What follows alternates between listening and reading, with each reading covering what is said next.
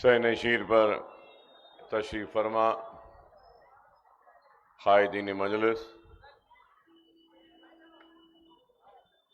सुनने वाले बुज़ुर्गों, नौजवान साथियों और मेरी इज़्ज़त माब पर्दा नशीन माँ और बहनों, अस्सलामु अलैकुम। इंतखाबात का वक्त है और इंतखाबी सरगर्मियाँ अपने उरूज पर है और मौसम में भी काफ़ी गर्मी पैदा हो गई है और सूरज भी पूरे आब व ताप से गर्मी दे रहा है। तो इंतखाबी सरगर्मियों की गर्मियां भी तेजी से अपनी हरारत को बढ़ा रहे हैं और मैं आज उसी इंतखाबी सरगर्मियों के एक इंतखाबी जलसे से मुखातिब करने के लिए आपके दरमियान में हूँ और हर मुकर्रिर की यही कोशिश होती है कि वो अपने बयान के ज़रिए आवाम के दिलों में जो सवालात है उसका जवाब दें, अपने खिताब के ज़रिए आवाम के दिलों की बेचैनी को दूर करें, अपने खिताब के ज़रिए वो मुस्तरब जहन व दिल को इत्मीनान दे। तो मैं भी अपनी जानिब से आज अपने खिताब के ज़रिए एक कोशिश करूँगा आपके जहनों में, दिमागों में जो सवालात हैं उन सवालात का जवाब दूँ। कोशिश करूँगा कि अपने खिताब के ज़रिए मुस्तरब व बेचैन दिलों में कुछ इत्मीनान और चैन दे पाऊँ। इंतखाबात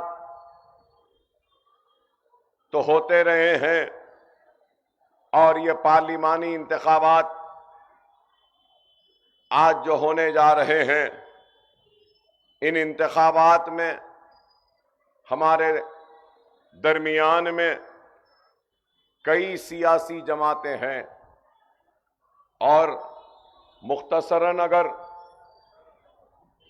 कहूँ तो हमारे सामने भारतीय जनता पार्टी है, तो हमारे सामने कांग्रेस है, या फिर ये कहूँ कि एक तरफ एनडीए का अलायंस है तो एक दूसरी तरफ इंडिया अलायंस है और तीसरी तरफ अगर कोई है तो वो मजलिस इत्तेहादुल मुस्लिमीन है। और मजलिस इत्तेहादुल मुस्लिमीन मुसलसल हैदराबाद की पार्लियामेंट की नशिस्त से कामयाबी हासिल करती आई है और इस कामयाबी को हासिल करने से पहले एक मर्तबा नहीं, दो मर्तबा नहीं, बल्कि 3 मर्तबा मजलिस इत्तेहादुल मुस्लिमीन को शिकस्त हुई। पहली मर्तबा फ़ख्र मिल्लत अब्दुल वाहिद ओवैसी इंतखाब लड़े थे पार्लियामेंट का और उनको शिकस्त हुई थी। दूसरी मर्तबा सालार मिल्लत मरहूम सदर कुल हिंद मजलिस इत्तेहादुल मुस्लिमीन सुल्तान सलाहुद्दीन ओवैसी साहब ने इंतखाब लड़ा। फिर तीसरी मर्तबा भी मजलिस इत्तेहादुल मुस्लिमीन ने इंतखाब लड़ा और उस वक्त भी शिकस्त हुई।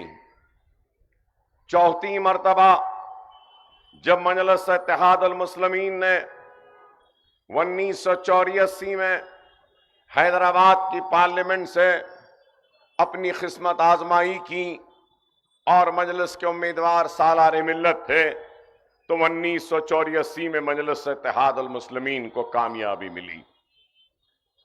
मजलिस को 1984 में कामयाबी मिली, तो ये बात भी जरूर कहूंगा कि 80 के दहे में हिंदुस्तान की पार्लियामेंट में बीजेपी के कितने अराकीन पार्लियामेंट थे।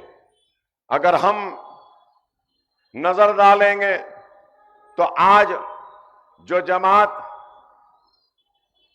10 साल से मुसलसल दिल्ली की हुकूमत पर है और हिंदुस्तान पर अपने वजीर आजम के इंतखाब के जरिए हुक्मरानी कर रही है, तो ये जमात के उस वक्त कोई 8-10 अराकीन पार्लियामेंट भी नहीं थे। तो मैं बताना ये चाहता हूं आपको कि ये जमात भारतीय जनता पार्टी जो आज मजलिस इत्तेहादुल मुस्लिमीन से मुकाबला कर रही है हैदराबाद की पार्लियामेंट की निशिस्त में, तो हमको और आपको इस बात पे गौर और फिक्र करना चाहिए कि कैसे ये जमात आगे बढ़ती गई, ताकतवर बनती गई और इख्तिदार को हासिल किया। और मजलिस इत्तेहादुल मुस्लिमीन ने अपनी जिद्दोजहद का आगाज कब किया, कैसे हालात में किया, ये भी आप बखूबी वाकिफ हैं कि जब हमारे पास कुछ भी नहीं था, उस वक्त मजलिस इत्तेहादुल मुस्लिमीन ने अपनी जिद्दोजहद का आगाज किया। लोगों ने मजलिस पर इल्जाम लगाया, तनकीदें की, तोहमतें लगाए और बार बार ये कहते रहे कि क्या जरूरत है मजलिस इत्तेहादुल मुस्लिमीन की। लेकिन मजलिस इत्तेहादुल मुस्लिमीन ने अपने अहिया के बाद सबसे पहले बल्दी इंतखाबात लड़ा और बल्दिया में कामयाबी हासिल की। तो फिर उसके बाद में मजलिस इत्तेहादुल मुस्लिमीन ने असेंबली इंतखाब लड़ा और असेंबली में कामयाबी हासिल की। और असेंबली के बाद फिर 80 के दहे में पार्लियामेंट में अपनी आवाज को पहुंचाने में कामयाब होती है। तो मजलिस इत्तेहादुल मुस्लिमीन की जहद मुसलसिल का नतीजा है कि आज मजलिस इत्तेहादुल मुस्लिमीन सिर्फ हैदराबाद के गयूर लोगों की मताए अजीज नहीं है, बल्कि आज हिंदुस्तान की मजलूम कौम और अक़लियतों व बिलखुसूस मुसलमानों की एक उम्मीद है, एक आस है, एक तवक्को है। और मैं ये भी कहूं तो गलत ना होगा कि सारे हिंदुस्तान से अगर कोई नजर उठाकर उम्मीद के साथ कहीं पर देखता है तो वो आपका और हमारा इत्तेहाद है, आपकी और हमारी जमात मजलिस इत्तेहादुल मुस्लिमीन है। और मजलिस इत्तेहादुल मुस्लिमीन ने सिर्फ जज्बाती तकारीरें या जज्बाती नारों के जरिए आपका इस्तेसाल नहीं किया या सिर्फ आपके वोट लेकर आपकी खिदमत नहीं की। मजलिस इत्तेहादुल मुस्लिमीन हुकूमत में नहीं रही और कोई मिनिस्टर नहीं थी, लेकिन उसके बावजूद भी अपनी जिद्दोजहद के जरिए, अपनी आवाज के जरिए, अपने नुमाइंदों के जरिए बेशुमार काम करवाए। आज अगर हम देखेंगे और तकाबुल करेंगे तो रियासत तेलंगाना में अक़लियतों के लिए जो जो काम हुआ है, मैं दावे से कह सकता हूं कि किसी रियासत में इतना काम नहीं हुआ जितना काम रियासत तेलंगाना में हुआ। अक़लियतों के लिए मिनिस्ट्री का क़याम सबसे पहले आंध्र प्रदेश में हुआ मजलिस इत्तेहाद अल मुस्लिमीन की नुमाइंदगी पर। मजलिस इत्तेहाद अल मुस्लिमीन ने अक़लियती बहबूद भी कायम किया तो minority finance corporation, minority commission, Urdu academy, उसके बाद में फिर खुली कुतुब शाह, सेटविन और कई चीजें के क़याम के जरिए मजलिस ने काम किया है। और आज भी अगर हम बेशुमार तालीम याफ्ता नौजवानों को हम देखते हैं तो ये तालीम का शऊर, इल्म का शऊर भी पैदा किया तो मजलिस इत्तेहाद अल मुस्लिमीन ने। ये बात मैं इसलिए कह रहा हूं कि आज हम देखते हैं कि किस तरीके से तालीम के मैदान में हम कमजोर हैं, पीछे हैं।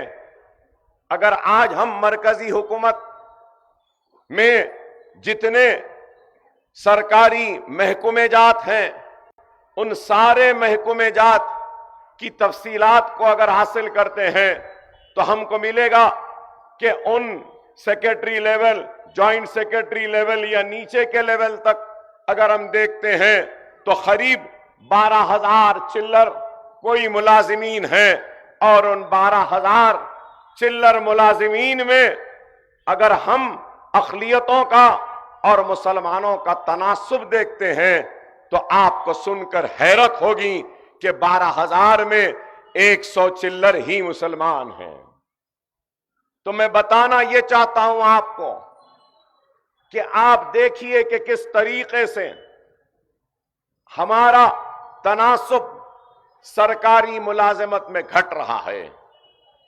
लेकिन रियासतें तेलंगाना में अगर हम देखते हैं तो सरकारी मुलाजिमत में काबिल कबूल तादाद है हमारी। महकमे पुलिस में है, महकमे सेहत में है, महकमे माल में है।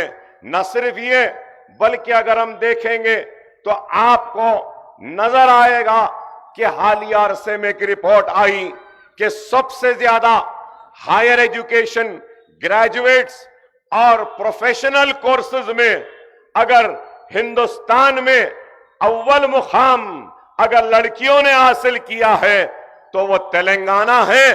और तेलंगाना में भी हैदराबाद के मुस्लिम लड़कियों ने अव्वल मुकाम हासिल किया। लड़के भी आगे बढ़ रहे हैं, चाहे एमबीबीएस हो, इंजीनियरिंग हो, आर्किटेक्चर हो, हर फील्ड में आज हमारा शऊर इतना अच्छा है कि आज हमारे बच्चे तालीम के तरफ रागिब हो रहे हैं। और मजलिस इत्तेहाद अल मुस्लिमीनी वाहिद जमात हिंदुस्तान में जो दस्तूर में दिए गए अक़लियतों के हुकूक जो दस्तूर में है उन हुकूक के जरिए पहला मेडिकल कॉलेज व इंजीनियरिंग कॉलेज कायम किया और उसके बाद में कई माइनॉरिटी के कॉलेजेस आते गए। लेकिन पहले सबसे पहले कायम करने वाले अगर इदारे थे मेडिकल और इंजीनियरिंग प्रोफेशनल कोर्स में तो वह मजलिस इत्तेहाद अल मुस्लिमीन के थे। और इसके बाद में कई लोगों ने उस दस्तूर में दिए गए हक का इस्तेमाल किया और अक़लियती तालीमी इदारों का जाल बिछाया, जिसके जरिए कई बच्चे मुख्तलिफ कॉलेजेस, इदारों में प्रोफेशनल कोर्सेज हासिल करने लगे। तो मैं आपके सामने यह बात इसलिए रख रहा हूं और एक अलग अंदाज की तकरीर कर रहा हूं कि बताना यह चाहता हूं कि मजलिस पर तनकीद जो लोग करते हैं और जो लोग सवाल करते हैं कि मजलिस ने क्या किया, अरे बरक़ी आबरसानी या दूसरे रोड के मसाइल तो हल होते रहे हैं, हल होते रहेंगे।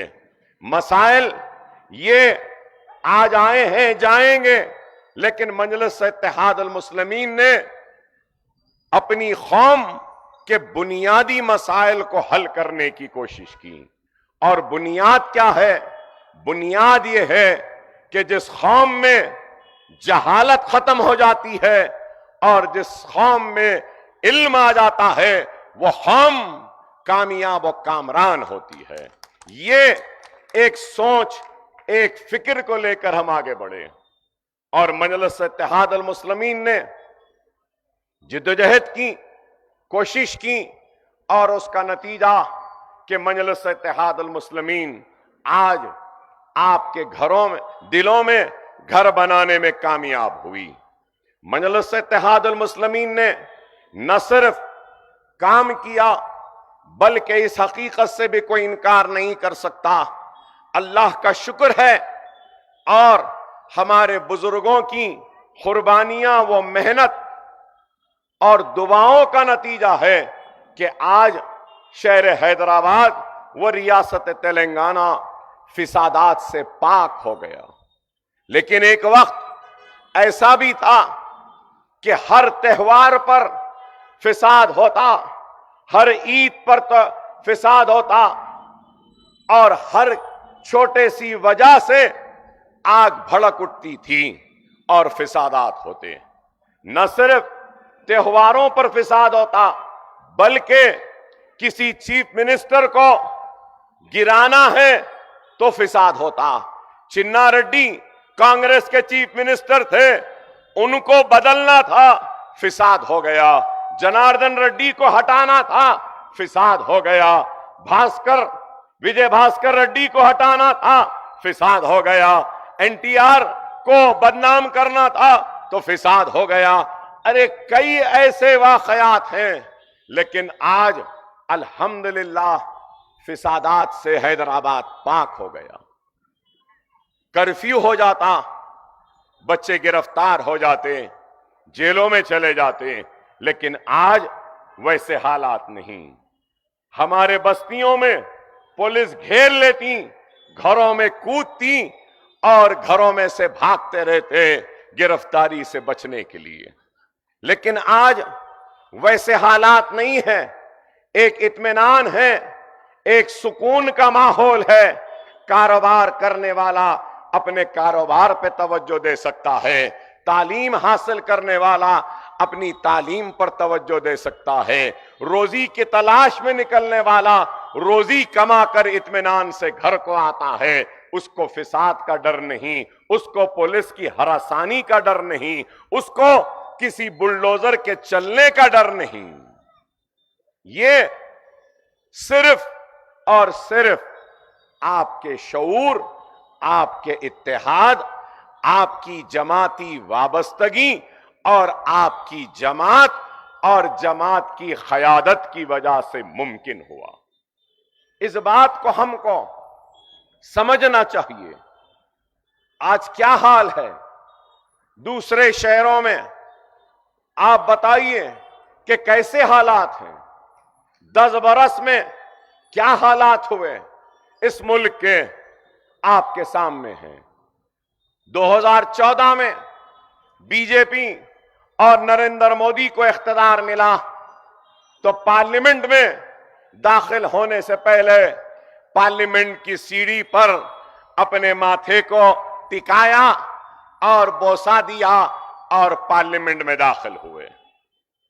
दाखिल होते कहा सबका साथ, सबका विकास। उसके बाद कहा सबका साथ, सबका विश्वास, सबका विकास। फिर उसके बाद में क्या बोले? 2 करोड़ नौकरियां देंगे। फिर उसके बाद में क्या कहा कि मुस्लिम बहनों के साथ नाइंसाफी हो रही है तो हम तलाक़ सलासा को खत्म करेंगे और मुस्लिम बहनों को इंसाफ देंगे। फिर उसके बाद ये भी कहा कि पसमानदा मुसलमान है, पसमानदगी को दूर करेंगे, उनके लिए भी कुछ पॉलिसी और प्रोग्राम बनाया जाएगा।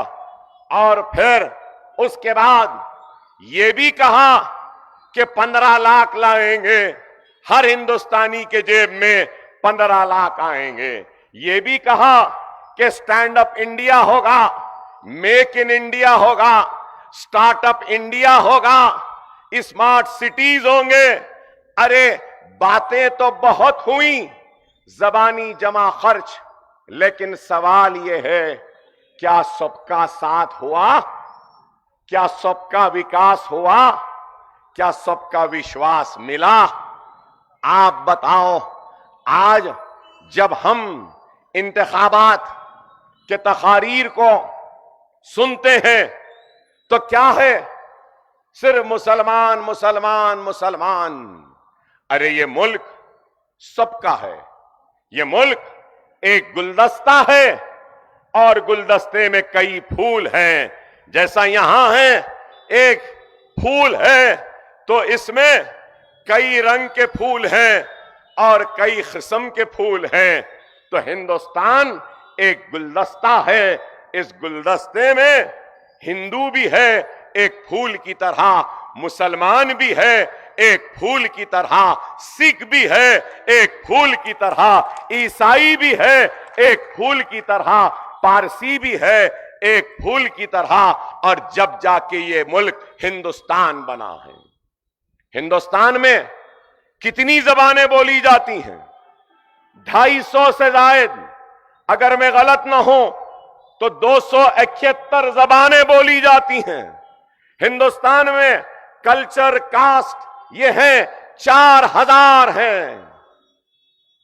आप बताइए कि इस मुल्क को हर किसी ने सजाया है, संवारा है। इस मुल्क को हिंदुओं ने सजाया है, संवारा है। इस मुल्क को मुसलमानों ने सजाया है, संवारा है। तो इस मुल्क को पारसियों ने सजाया है, तो ईसाइयों ने सजाया है, तो सिखों ने सजाया है। ये मुल्क किसी एक का नहीं है, ये मुल्क सबका है, ये मुल्क हर किसी का है। लेकिन आज हम जब नजर डालते हैं तो यहां पे हमको क्या सुनाई देता है? बस सिर्फ यही, मुसलमानों का खौफ। बताओ, मुसलमानों को बुरा बताओ, इस्लाम को बुरा बोलो और इख्तिदार को हासिल करो। अरे इस मुल्क का सबसे बड़ा मसला क्या है? हिंदू, मुसलमान, सिख, ईसाई, पारसी, सबका सबसे बड़ा अगर कोई मसला है तो बेरोजगारी का। दूसरा अगर कोई मसला है तो महंगाई का। तीसरा अगर मसला है तो किसका? बंद होती हुई सनत का। चौथा अगर मसला है तो रुपये की गिरती हुई कदर का, डॉलर के बढ़ते हुए, और मुल्क की मईशत जो कमजोर हो रही है, यह भी मसला है।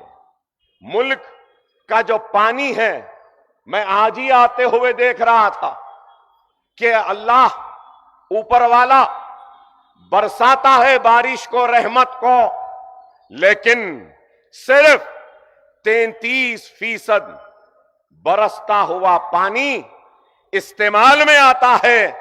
बाकी का पानी या तो दरियाओं में, दरिया के जरिए समुद्र में जाय हो जाता।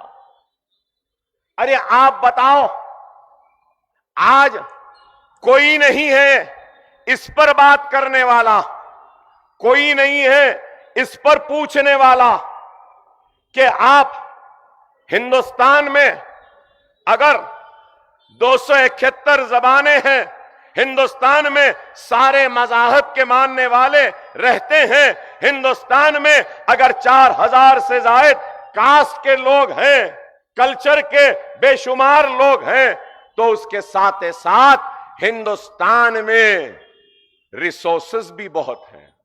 रिसोर्सेस का मतलब क्या? कि हिंदुस्तान में सबसे बड़ा ह्यूमन रिसोर्स है।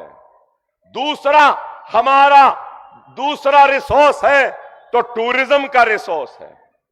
अगर हमारे पास तीसरा कोई रिसोर्स है तो मिनरल हमारे पास बहुत ज्यादा रिच है, आयरन ओर्स है, हमारे पास बहुत कुछ है। चौथा हमारे पास है तो हमारे पास रहमत भी बरसती है, पानी भी है, ह्यूमन रिसोर्स है। लेकिन आप बताइए कि आज मुल्क का क्या हाल हो चुका है। बातें होती हैं तो मंगलसूत्र चला जाएगा, मुसलमान ज्यादा बच्चा पैदा करने वाले, मुसलमान यहां के घुसपैठी हैं। अरे आप बताओ क्या है? और अगर इनसे पूछे कि भाई आपने क्या किया, तो क्या बोलते हैं? कश्मीर के 370 को हमने बर्खास्त कर दिया। अरे आपने क्या किया? तो कहते हैं हमने तलाक सलासा का कानून ला दिया, ट्रिपल तलाक खत्म कर दिया। अरे आपने क्या किया? तो बोलते हैं हमने हिजाब बैन किया और हमने बीफ बैन किया। अरे आपने क्या किया? तो बोलेंगे हम आने वाले कल में यूनिफॉर्म सिविल कोड लाएंगे। अरे आप बताओ, क्या मुल्क को यूनिफॉर्म सिविल कोड से ज्यादा अगर किसी चीज की जरूरत है तो यूनिफॉर्म नजरिए की, यूनिफॉर्म सोच की, यूनिफॉर्म खिदमत की, यूनिफॉर्म रिसोर्सेस के डिस्ट्रीब्यूशन की। यूनिफॉर्म मतलब एकसां फिक्र होनी चाहिए, एकसां सोच होनी चाहिए, एकसां दौलत को बराबर बांटना चाहिए, एकसां मुल्क की तरक्की का हिस्सेदार बनाना चाहिए। लेकिन आज ये लोग क्या कर रहे हैं? इनके पास ना कोई मंसूबा है, ना कोई इरादा है। अभी सुन रहा हूं, फिर कहते हैं आप क्या करें? तो बोलते हैं हमने राम मंदिर बना दी। राम मंदिर कैसे बनी? किसी के बनाने से बनी या सुप्रीम कोर्ट के फैसले के बाद बनी?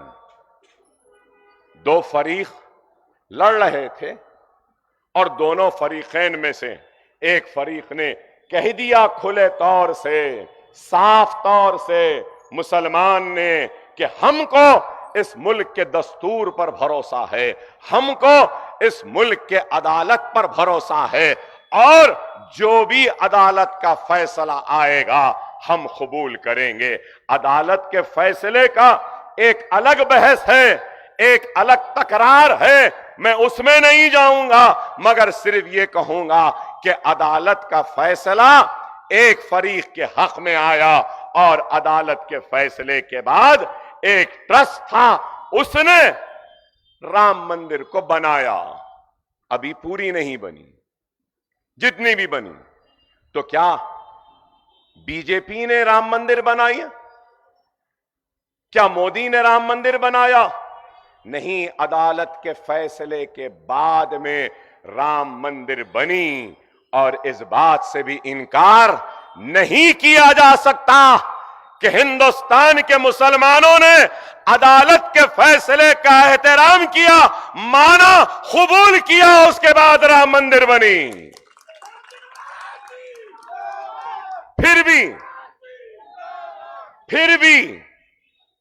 फिर भी मुसलमान ऐसे, मुसलमान वैसे। अरे आप बताओ, मैं ये बात कह रहा हूं तो क्या यह गलत है? इसमें कोई गलती है? अरे आर्टिकल 370 कश्मीर का हमने खत्म किया। अरे कश्मीर से जितनी मोहब्बत नरेंद्र मोदी को है, अकबर ओवैसी को भी कश्मीर से उतनी ही मोहब्बत है, क्योंकि यह कश्मीर हिंदुस्तान का अटूट हिस्सा है। हमको मोहब्बत है, लेकिन कश्मीर के साथ साथ अकबर ओवैसी को कश्मीरियों से भी मोहब्बत है। काश कि नरेंद्र मोदी भी और बीजेपी भी कश्मीरियों से मोहब्बत कर ले।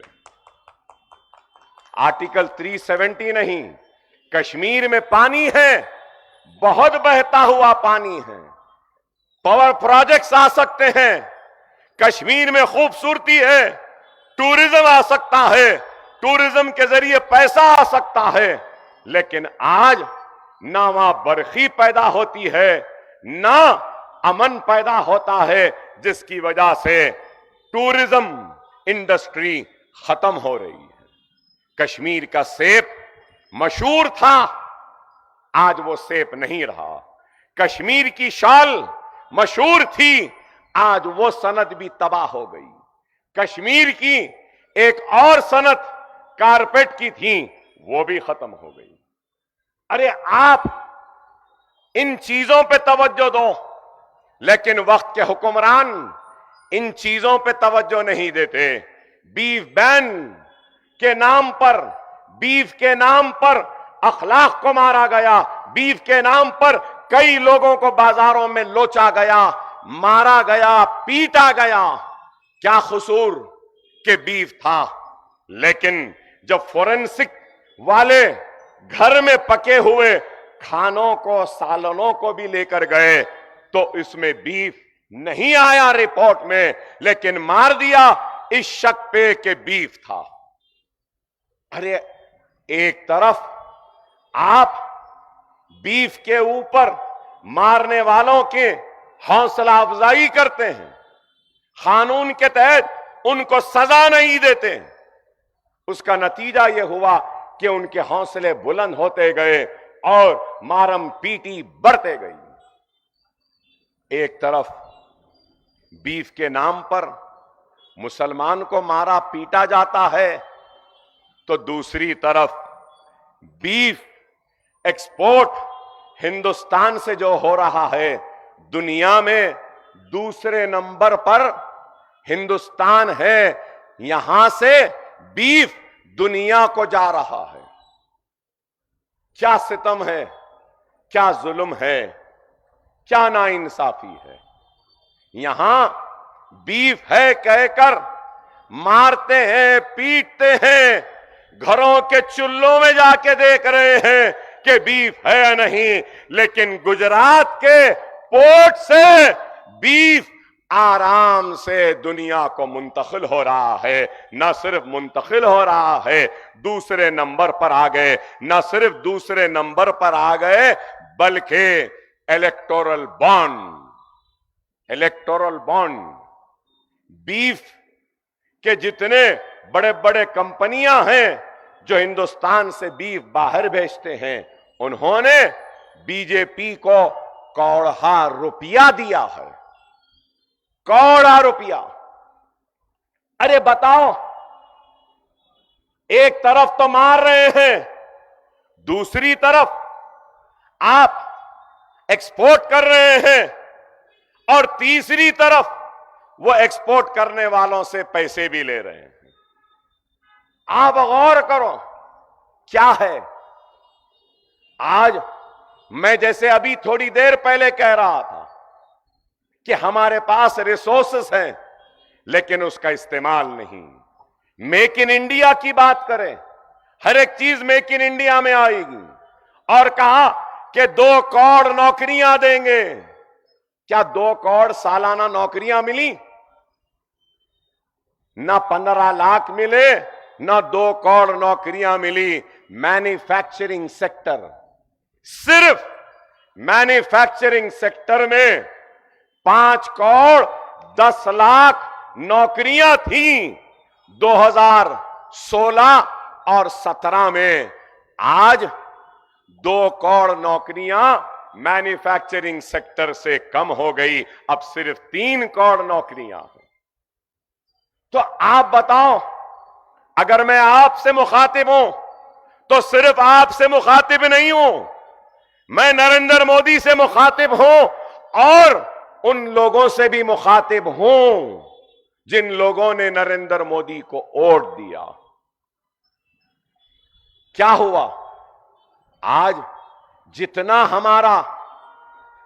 हमारा ब्रेन है, मतलब काबिल बच्चे हैं, आज हमारा ब्रेन ड्रेन हो रहा है, अमेरिका की सिलिकॉन वैली में जा रहा है, या तो फिर यूरोप में जा रहा है, या कहीं और जा रहे हैं।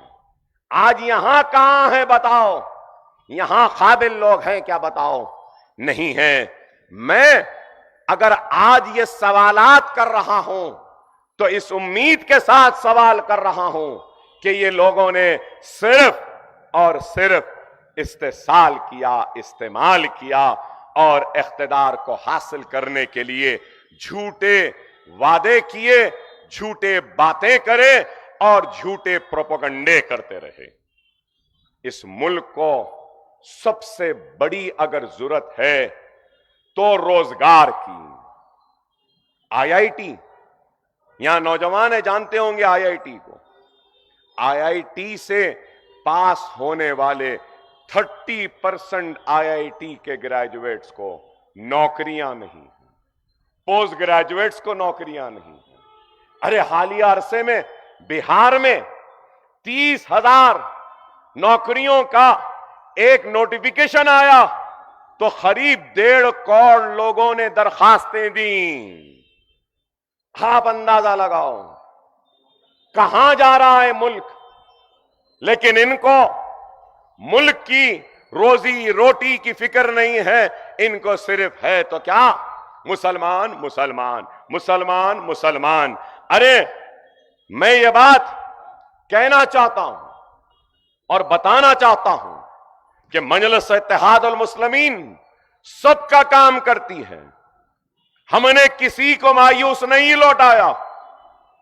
हमारे दरवाजे दारुस्सलाम के हो या हमारे दिल के हो, हर किसी के लिए खुले हैं। हर कोई आकर दस्तक दे सकता है। कल अमित शाह ने लाल दरवाजे से तकरीर की और हमको रजाकार कह के पुकारा। अरे मैं यही कहूंगा कि मिस्टर अमित शाह साहब, आप बताओ कि जिस लाल दरवाजे की मंदिर में आप खड़े होकर मुखातिब हुए थे, उस लाल दरवाजे की मंदिर के लिए बीजेपी वालों ने अब तक क्या किया?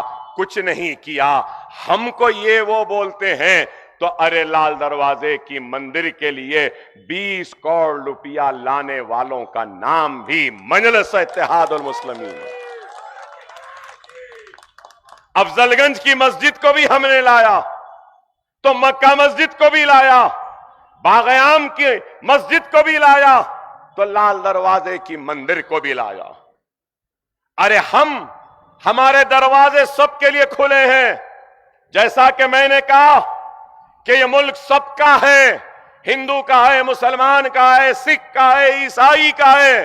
इस मुल्क को हिंदुओं ने सोमनाथ की मंदिर से सजाया तो द्वारका की मंदिर से सजाया, तो जगन्नाथपुरी की मंदिर से सजाया है, तो काशी विश्वनाथ की मंदिर से सजाया है। तो मुसलमानों ने इस मुल्क को दिल्ली की जामा मस्जिद से सजाया है, तो हैदराबाद की मक्का मस्जिद से सजाया है, तो दिल्ली के कुतुब मीनार से सजाया है, तो हैदराबाद की चार मीनार से सजाया है, दिल्ली के लाल किले से सजाया है, तो हैदराबाद के किले गोलकुंडे से सजाया है।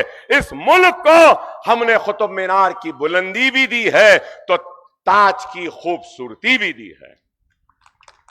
तो इस मुल्क को सिखों ने भी सजाया है सुनहरी गुरुद्वारा से, तो ईसाइयों ने भी खूबसूरत चर्चेस के जरिए इस मुल्क को सजाया है, पारसियों ने भी सजाया है। लेकिन आज ये सिर्फ बांटने की सियासत करते हैं। अगर है जवाब तो दो जवाब। इंसानियत खत्म हो चुकी है इनके पास, इंसानियत नहीं। तुमने हमको ये वो कह के मुखातिब किया, मैं बोलना नहीं चाहता, लेकिन ये मेरे लिए एजाज है, फख्र है। इसलिए कह रहा हूं कि अमित शाह साहब पुराने शहर को आए थे तो पुलिस वालों की तरफ से लेटर मुझे आया, मैनेजिंग डायरेक्टर ओवैसी हॉस्पिटल के नाम पर लेटर आया। कहा कि अगर खुदा ना खास्ता इमरजेंसी सूरत हाल अगर हो जाती है तो आप आईसीयू का बेड डेडिकेट कर रखिए हिंदुस्तान के होम मिनिस्टर के लिए। हम में इंसानियत है, हमारा इख्तिलाफ है और रहेगा, लेकिन इनकी जात से नहीं है। ये मुल्क के वजीर दाखिला हैं और इनके लिए असरा दवाखाने में आईसीयू बेड रेडी करके अलग हमने रखा। ये हमारा अमल है, ये हमारा किरदार है, लेकिन तुम्हारा क्या है? अरे मैं यहां खड़े होकर मेरे हिंदू भाइयों से सवाल करना चाहता हूं। अरे हम तो भी ओवैसी हॉस्पिटल, असरा हॉस्पिटल बनाए, क्या बीजेपी एक दवाखाना बनाई? इलेक्टोरल बॉन्ड्स के नाम पे 7,000 करोड़ ले लिए। करप्शन का खात्मा करेंगे, करप्शन को नई शक्ल दे दी, नए मायने दे दिए। ऐसा नहीं तो ऐसा खाना शुरू कर दिए। 7,000 करोड़ में से 500 करोड़ लाल दरवाजे में दवाखाना बनाने के लिए दे देना था, और एक दवाखाना आ जाता था पुराने शहर में, और हिंदू भाई बहन जो इलाज के लिए ओवैसी व असरा को आते, ओवैसी असरा के साथ लाल दरवाजे के एक दवाखाने में भी आ जाते। ये तो भी करना था, लेकिन ऐसा नहीं करते। नहीं, मंगलसूत्र खींच लेंगे, मजाक है। यहां ठहरे हैं हमारे हिंदू भाई, मैं पूछना चाहता हूं, अगर कोई आके मंगलसूत्र छीन रहा है तो आप छीनने देंगे? छीन सकते? अरे हमारा हिंदू भाई ताकतवर है, अपने पहनाए हुए मंगलसूत्र की हिफाजत कर सकता है। नरेंद्र मोदी, तुमसे मेरा सवाल है, तुम्हारे मंगलसूत्र का क्या हुआ? सही है ना? अरे आप बताओ क्या है? सिर्फ यही है, बस मुसलमानों की नफरत। बच्चे पैदा करते, ऐसा करते। अरे बच्चे कौन ने पैदा करता? और अगर जिसकी मर्जी है पैदा करना चाह रहा पैदा करेगा, नहीं करना चाह रहा नहीं करेगा। मुझे 2 बच्चे हैं, बस 2 बच्चों में खुश हूं तो है। किसी को 10 है तो उन्हें 10 में खुश है। भाई उन्हें क्या खा रहा आपको फिक्र, कितने पैदा कर रहा आपको फिक्र, क्या पहन रहा आपको फिक्र। अरे दूसरों के घरों में झांकने रहने के बजाय अपने घर को संभाल लो, मैं यही कहूंगा। आज आप बताइए क्या है, लेकिन हमको और आपको गौर और फिक्र करना है। खुदारा हालात को समझो, देखो क्या हालात हैं, किस तरफ ये मुल्क जा रहा है। अगर हम नहीं समझेंगे, अगर कोई जवाब देना चाहता है तो मैं कहूंगा, कांग्रेस ने ऐलान किया कि कास्ट सेंसस कराएंगे। अच्छा है, कराइए, बताइए कास्ट सेंसस क्या है। लेकिन मैं कहूंगा कास्ट सेंसस के साथ साथ हिंदुस्तान के बेरोजगारी का भी सेंसस बनाइए। अरे करोड़ों लोग बेरोजगार हैं, तो करोड़ों लोग हिंदुस्तान में दिन में सिर्फ 200 रुपया कमाते हैं, वो भी करिए। राइट टू एजुकेशन है ना कानून, राइट टू हेल्थ करो। हिजाब बैन की बात कर रहे हैं, मेरे पास है, मैं आज देखकर आया कि देखकर अफसोस हुआ और हैरत भी हुई कि हिंदुस्तान में हिजाब बैन। अरे हिजाब करता है करने दो, नहीं करता है नहीं करने दो। हिजाब मसला है क्या मुल्क का? अरे सबसे बड़ा मसला अगर इस मुल्क का औरत के लिए अगर कुछ है तो वो ये है कि औरत अपने आप को महफूज नहीं समझ रही है। खेतों में जाती है तो नहीं मालूम कब उसका रेप हो जाए, शाम में घर से निकलती है तो नहीं मालूम कब रेप हो जाए। हिंदुस्तान में हर साल 30,000 रेप होते हैं, 30,000। रोजाना 90 रेप होते हैं। ये रिपोर्टेड है, अनरिपोर्टेड कितने हैं नहीं मालूम। तो हिजाब से ज्यादा औरत के तहफ्फुज की जरूरत है। क्या मैं गलत हूं बताइए? जीएसटी, यूनिफॉर्म सिविल कोड की बात कर रहे हैं, यूनिफॉर्म जीएसटी की बात करता हूं। यहां बैठे हैं बिजनेसमैन, बैठे हैं, कहीं पर 18%, कहीं पर 12%, कहीं पर 8%। ये अलग अलग अलग जीएसटी से कई सनतें बंद हो गई हैं। अरे डैम बनाओ, सनद बनाओ, नौकरियां दो, खुशहाली लाओ, तरक्की लाओ, चाइना से मुकाबला करो, चाइना से ज्यादा आगे बढ़ो। नहीं, सिर्फ क्या मुसलमान मुसलमान मुसलमान मुसलमान मुसलमान मुसलमान मुसलमान मुसलमान।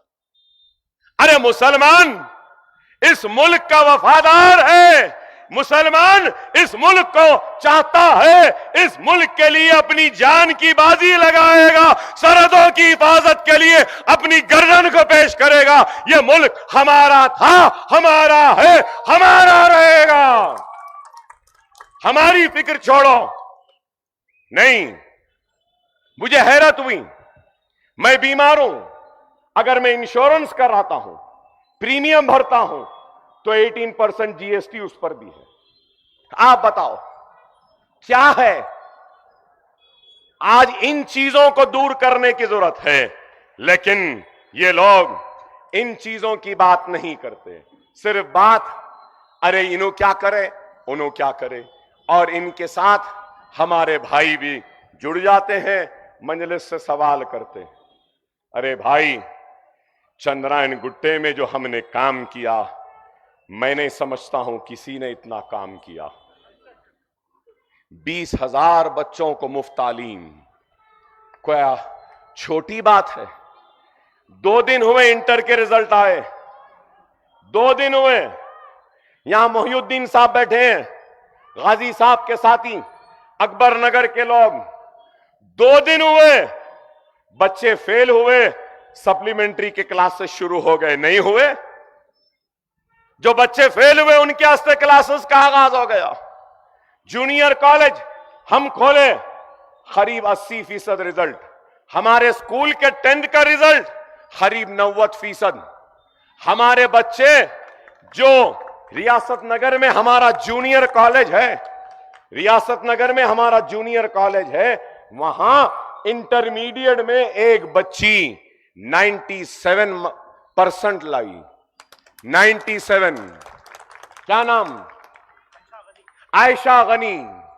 तो वो लड़की हैदराबाद पब्लिक स्कूल की नहीं, Nasr school, saint Ann's convent, grammar, Stanley या ग्रिंडेल या ग्रीनविच या ओकरिच की नहीं है। वो 97% लाने वाली ओवेसी स्कूल ऑफ एक्सीलेंस की बच्ची है।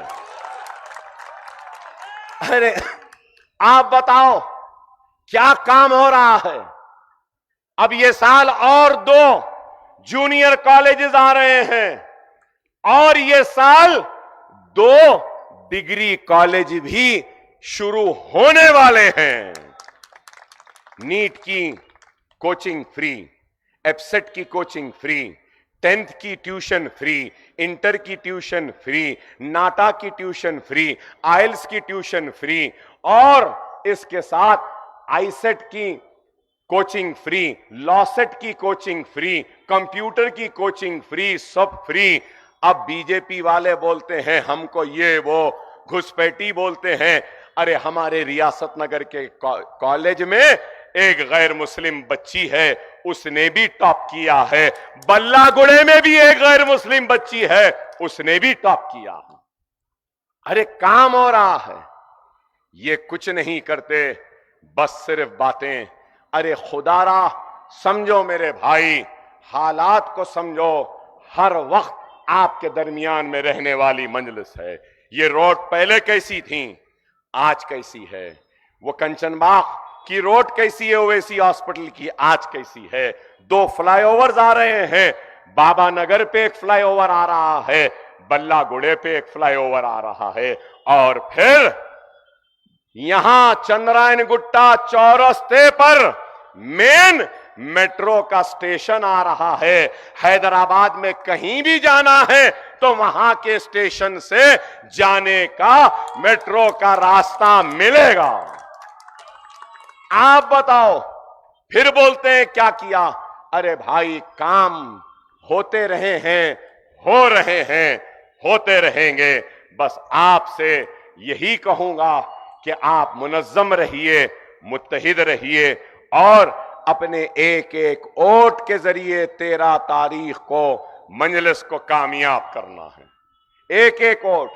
मैं गैसो इलेक्शन में यहां फिरा, एक नौजवान भाई ने मुझसे कहा, अकबर भाई आपको कौन हरा सकता भाई? मिला, अरे मियां आप अपना वोट डालो। तो मैं बताना ये चाह रहा हूं आपको कि खतरे खतरे से दरिया बनता है और दरिया से समुंदर बनता है। वही हाल न करो जो आज हिंदुस्तान में अल्लाह की रहमत बरस रही है तो सिर्फ 33% पानी का इस्तेमाल है। बहरहाल आप और हम सबको मिलकर 13 तारीख के दिन सिर्फ पतंग पतंग पतंग पतंग पतंग ही रहना, इंशाअल्लाह मजलिस कामयाब होगी। सलाम वालेकुम।